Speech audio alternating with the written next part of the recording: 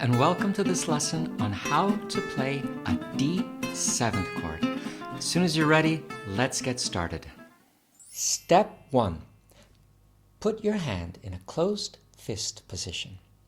Slowly open up your fingers, keeping them well rounded, as if you were holding on to a tennis ball.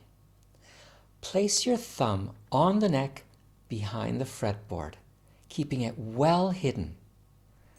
Step 2. Begin with your third finger. Press down on the first string, second fret.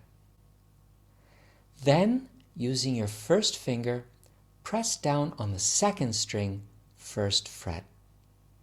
Finally, using your second finger, press down on the third string, second fret, like this. Step 3. Put your thumb or pick on the fourth string. Slide down across the strings as smoothly as possible, like this. Do these 3 steps every day 10 times. Before you know it, you will have become a master at the D7th chord. Good luck and enjoy practicing your guitar.